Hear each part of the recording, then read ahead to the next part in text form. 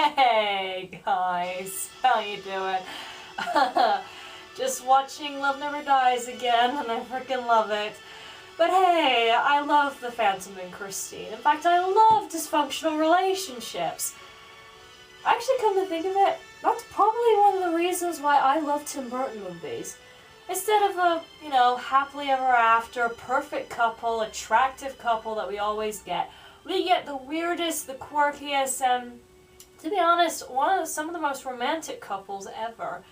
So for this top 10, I'm going to do my top 10 best relationships from Tim Burton movies. Enjoy!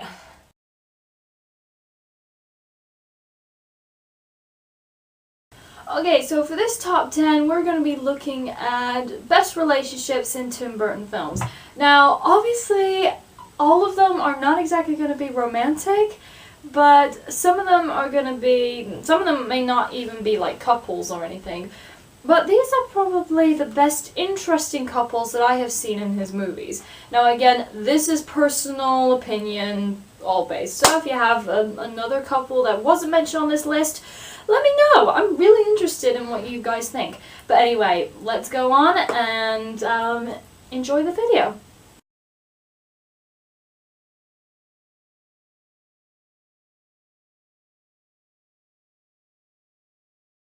Okay, now obviously this is quite low on the list because Cathy doesn't really show up in the movie until pretty much like the last third, I should think.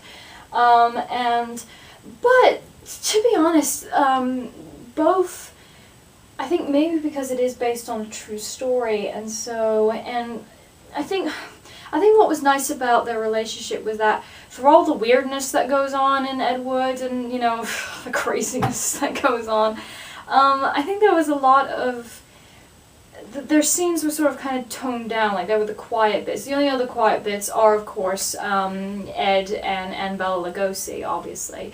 But yeah, this one, it was sort of, the quiet stuff in the movie, and I like that. I think, it sort of had a good balance of it, and Cathy was that part of the movie. And I think the one word to describe their relationship is acceptance. And this is obviously coming from Cathy completely accepting Ed for who he is, putting up with some of the strangeness and not really giving up, and just that one scene where she accepts him for being a transvestite, literally just like few seconds later. That's that's great. I love that scene, and definitely supportive, and so even though it's not exactly a big relationship, and like I said, it only comes in like the last third, it's still worth mentioning, maybe because it is based on a true relationship, so I think that's more than point worthy.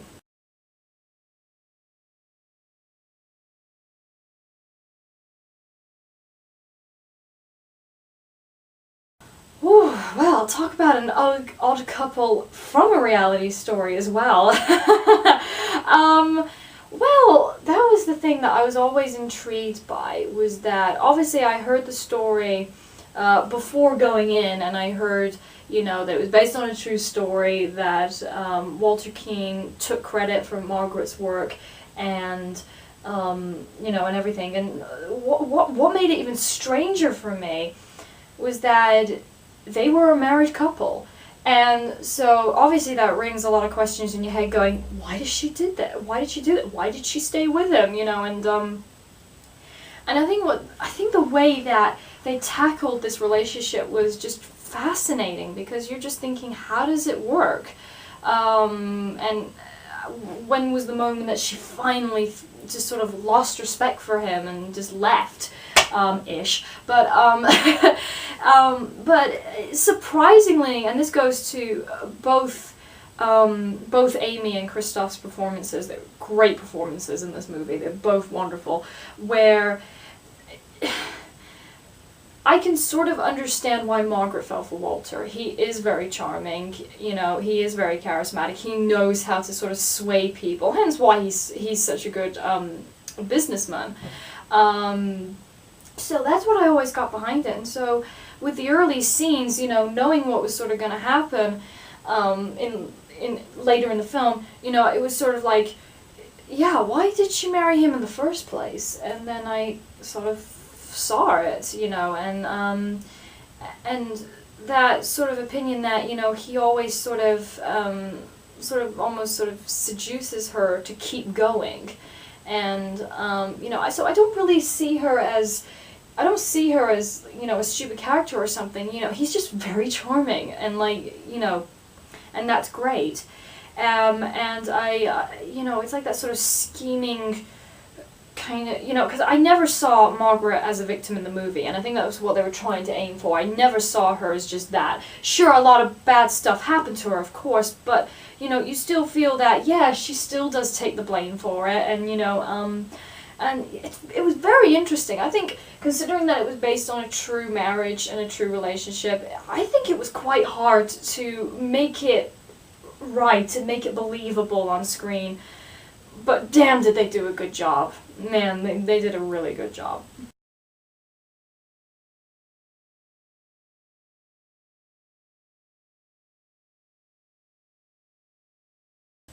Well, a lot of people would think that I would put Sweeney Todd and Mrs. Lovett higher on the list. Yeah, sorry for fans of the musical. I think it was because it's a relationship that never happened, and it's one of those relationships when I do really think about it, if they had got together, it just really wouldn't have worked. You know, good example, the By the Sea sketch. You know, the sequence where she's having that fantasy, and, like, Sweeney's got, like, this constant, like, straight face. I love it. And, you know, she's just so happy. It's wonderful. I love that scene. It makes me laugh every time. But, yeah, I kind of think of it, yeah, it just wouldn't work. It just never would have worked. As much as I would love it to work. And I think that's the thing. A lot of people who love the movie, or, you know, we usually get behind that, even though we don't think it in reality would work, we want it to work. We want Sweeney to fall for Mrs. Lovett. Just because you get that, I wouldn't say obsession, but that passion for him, you know, that scene when they're singing My Friends, and both of them are singing at the same time, and it's a wonderful piece in the song, and I absolutely love that. And, you know, she's trying to sort of get through to him, but at the same time she's sort of thinking in herself, and she's like, you know, you can always talk to me, but obviously he's thinking about his revenge, and it's really interesting. But as partners in crime, they are very, very good, and I think that's the closest that they'll ever get to each other, is just being partners in crime. Definitely interesting. You know, but as far as a romantic couple, I don't think it's ever meant to be, and I think the way it sort of, the way the movie ends, I think probably that's the only ending you could give these two, so, but definitely, yeah, definitely one of my favorites, and it's intriguing to watch both of their passion. Even if it's not for each other, it's for different things, so, yeah, definitely interesting.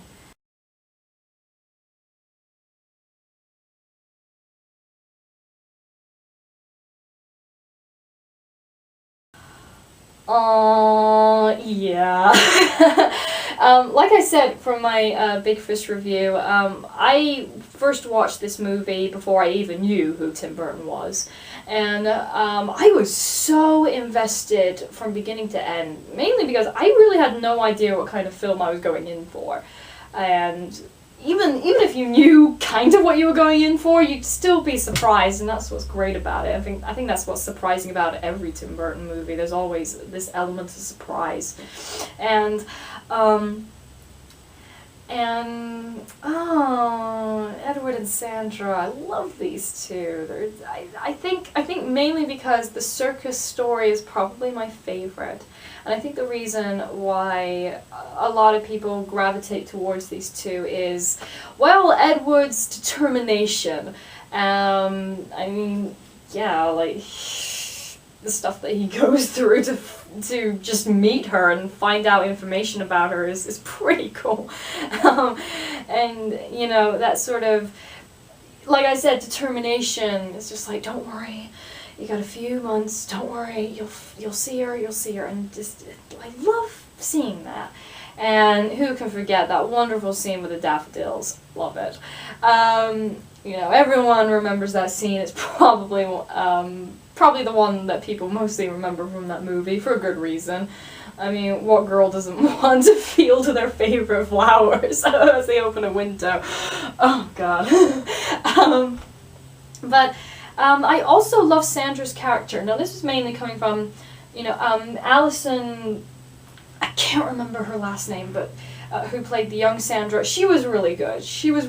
But I think more of the character came from Jennifer, who played the older Sandra, and I think there's that care, there's that feeling of care about him, you know, just sort of wanting to try and help him, and just you know, and sort of trying to look up from this really, you know, and she knows what's going to happen. And it's going to be tragic, you know, it's, you know, but she keeps trying to sort of, not necessarily avoid it, but sort of just not think about it like right now. Just think about what's happening presently. And so, I mean, and I love that the film sort of set aside time for the older Edward and Sandra to have a bit of a moment between the two of them. I thought that was great. You know, just that quiet moment that they still have it. And even though a lot of people, they tend to start crying during Will's story when he's telling it to Edward in the hospital at the end, you know, everyone gets crying at that stage. No, the moment that gets me crying at the end is when Sandra goes in and there's no dialogue, nothing, and it's just her sitting on the bed next to him, and that always gets me. And because I believe in their relationship, I think it's great.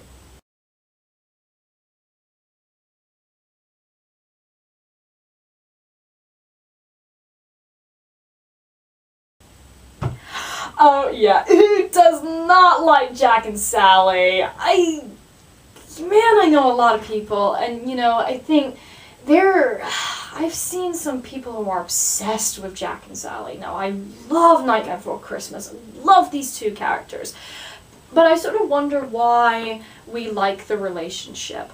Okay, well, even though they don't exactly have that much time together in the film, and they only just get together at the end, but why is it that we love them so much? And I think it comes from both these two passions. Again, it's for different things. And what do we get from Jack? Okay, well, what do we get from Jack? He's clearly passionate about making his own version of Christmas, even though it backfires, but still, we love that passion from him. I talked about it in the review. And obviously, Sally's passion for Jack. Now, you clearly get that Sally really has a crush on Jack, obviously, but at the same time, I could see why. And it's that amount. It's sort of like Sandra, where she cares about him so much that you know, she's trying to help him out, even if it means destroying his chance of having his own Christmas Eve, because she knows it's going to be a disaster. You know, just always there. And I think that's what Jack likes about her too, is that, you know, to be honest, like, I was watching the movie a second time and I realized, oh, this is why, because like Sally is one of the only characters, except for Zero, his dog, the only character that really listens to him and really pays attention to what he has to say, and of course that's from Sally caring about him.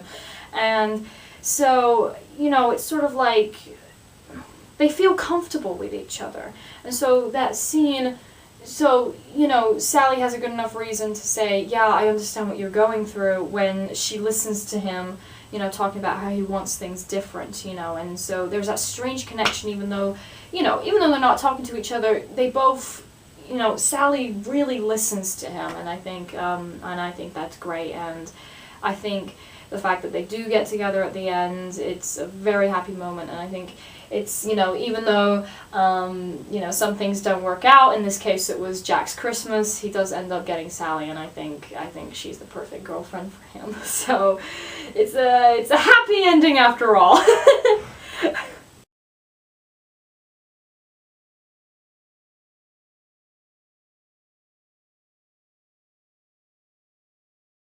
Okay, oh man, I love, and I've said this before in my Dark Shadows review, I love love-hate relationships.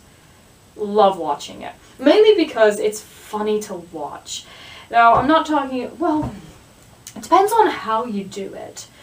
Because sometimes you get these stories where they're on again, off again, on again. The Ross and Rachel kind of story. Now, I do like that story, but then again, because it's funny, but, there are some, particularly with romantic comedies, or how about the best one, the 50 Shades of Grey movie. Well, if you can call that a relationship, but, that kind of, on again, off again, on again, no, I'm not into that.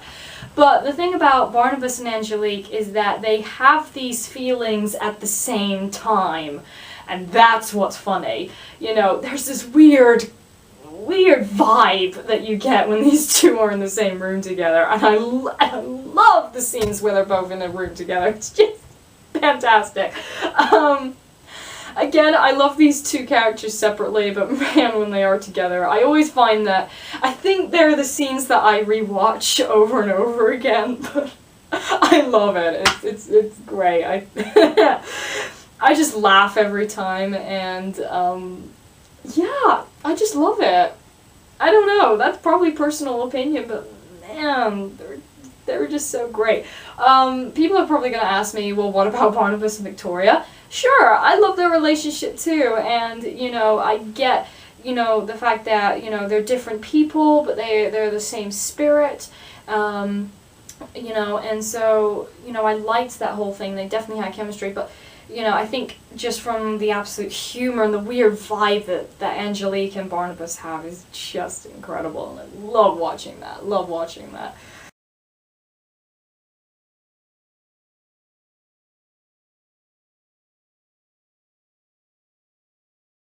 Okay, so obviously this isn't a romantic couple at all, but I feel like it's a relationship worth mentioning on this list, and that of course is Victor and Sparky. I don't know what it is about. I think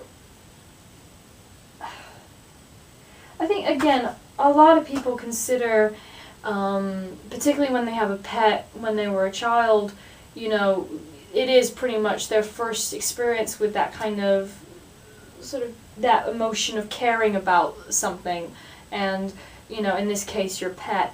I haven't really had experience with it. I've never really owned a pet. I think the only closest I've ever got to one was this white rabbit that we had at my nursery, and sometimes we take it away for weekends, and every time I brought him home, Harvey, his name was, it was a little white rabbit called Harvey, and sometimes some weekends I would take care of him, and just so cute. But he's just so cute.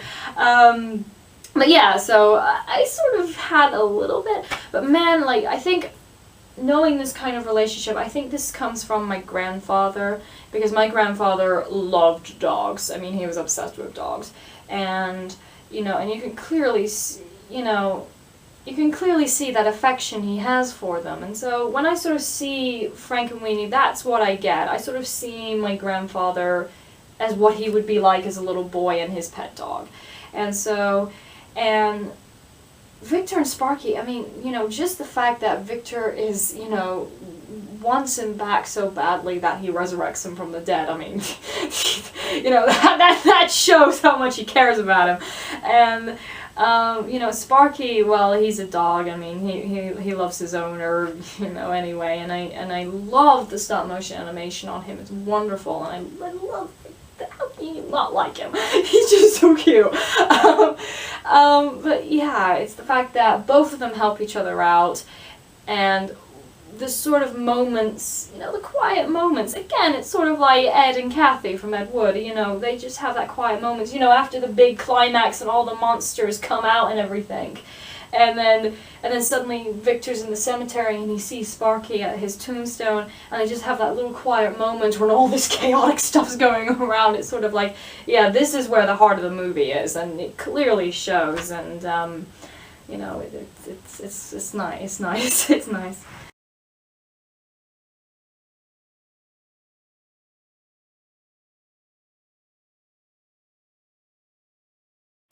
Okay, why did I pick these three?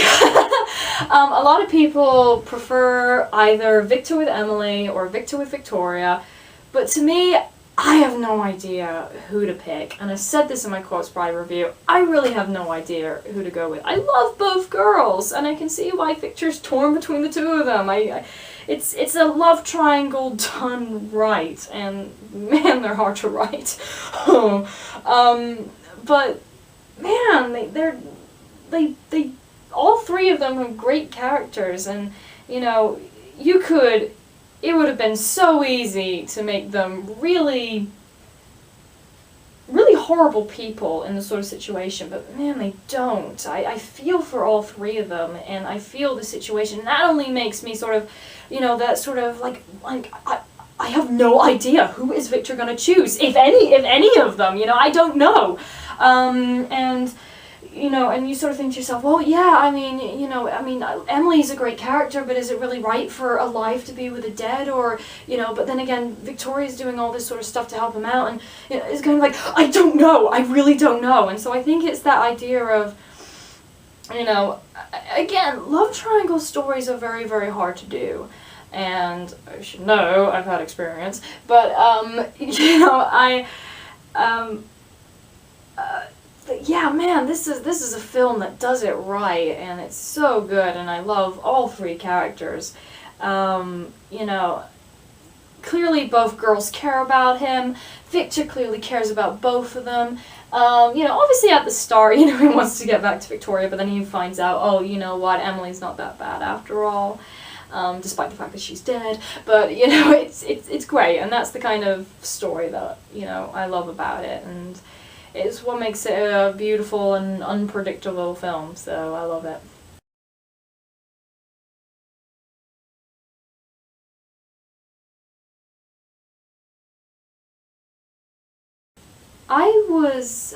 This is coming from, now again, obviously I watched Batman Returns. Now I was still pretty new to knowing what Batman was and everything, so I wasn't aware of the relationship between him and Catwoman in like the comics or anything like that. But, man, I was amazed by how, and again, it just goes from Michael Keaton and Michelle Pfeiffer's performances. Man, do they do a good job. And you know, it's just so strange, and yet you're just so into it, and like, you know, again, you could say it's kind of like a love-hate in relationships. Obviously, I love that. And I don't know what it is.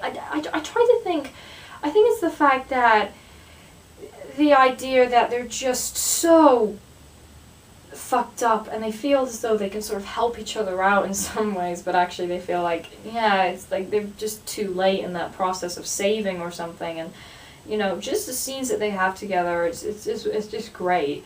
You know, whether they're, you know, Bruce Wayne or Selina Kyle, or they're Batman and Catwoman, really doesn't matter. I love the scenes with them in it. Scenes in particular, like, you know, the ending where they show their identity and they finally reveal, you know, that they are who they are. Great moment, I absolutely love it. And the ball scene, I love it as well. Just, you know, again, I think it just comes down to the performances, and I think it just comes something that just seems so fucked up, and yet really, that's what intrigues you about it. And I think that's what intrigues a lot of people. Not just in the movies, but in the comics, in the animated series, in the games, you know, in the Arkham series, they have a bit of chemistry as well, and so it's kind of like, yeah, you know what, people are drawn to really fucked up relationships, and I think this is another good example about it. I think from Batman Returns, it really came from the performances, and just, you know, and I think it also came from the score as well. You know, Danny Elfman had like 3 separate themes going on, the Batman, Catwoman, and the Penguin, and so it's kind of, and they sort of intertwine Batman with Catwoman's, and it's you know, really well done and everything, so, you know, I love it. So now we come to my #1 best Tim Burton relationship in his movies. I think you can probably guess what it is, because I haven't mentioned it yet, but anyway, here it is.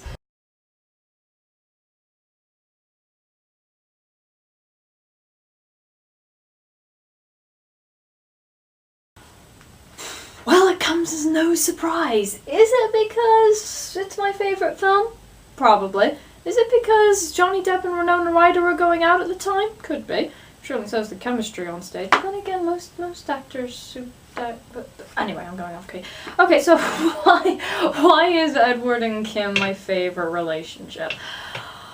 Well, I just was so invested in the movie that obviously, I think it's because, like I said in my Always Is a Hands review, that people just get so emotionally attached to our main character that whatever he goes through, we feel for him every time.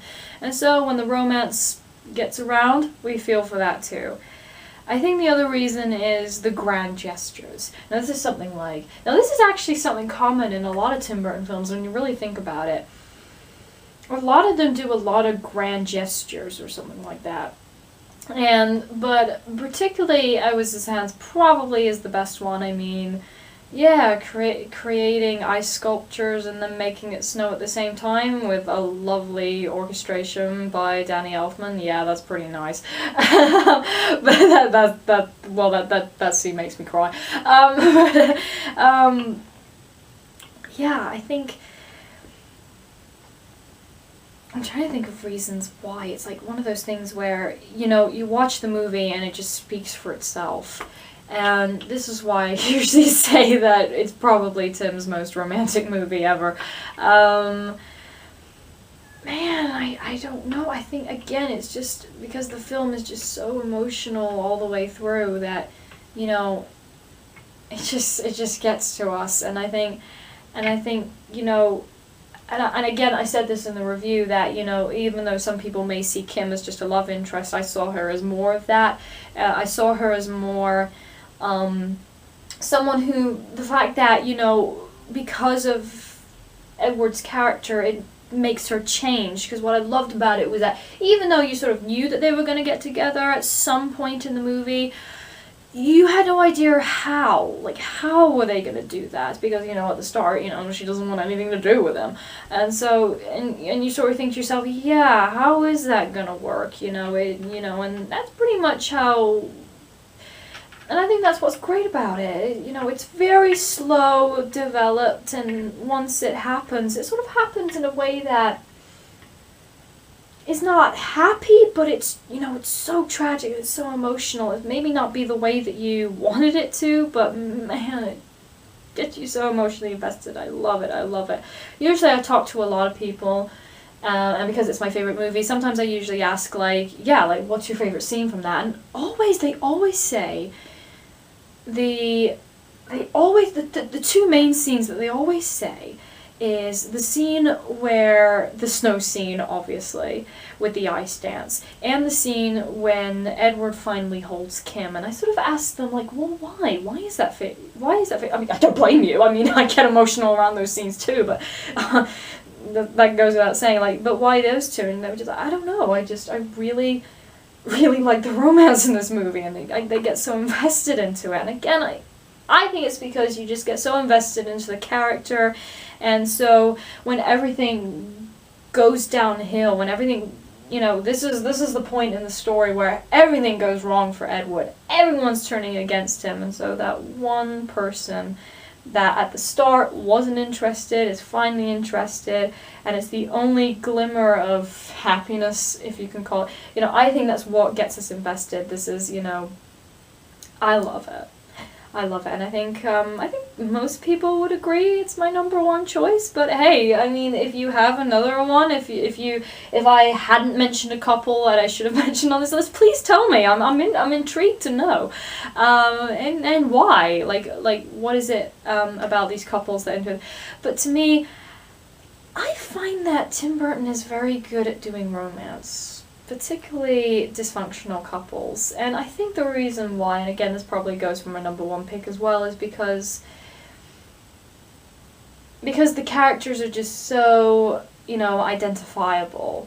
And therefore, again, we're invested. It's, I always say that, with all his films, there is something emotional about them, and that's what gets so many people invested in them. And that's why so many people remember, and the fact that, not all his characters are attractive looking. Some of them are pretty fucked up, some of them are pretty weird. So it kind of gives us that sort of, it lets us outsiders know that not all hope is gone. And I'd rather watch films about odd people falling in love than something perfect happening. In fact, yeah, I think that's something that's sort of catching on in the world, and so that's great. But yeah, I hope that you enjoyed this video, and yeah, again, let me know. What are your favorite Tim Burton couples? I'm intrigued to know. Okay, bye everyone!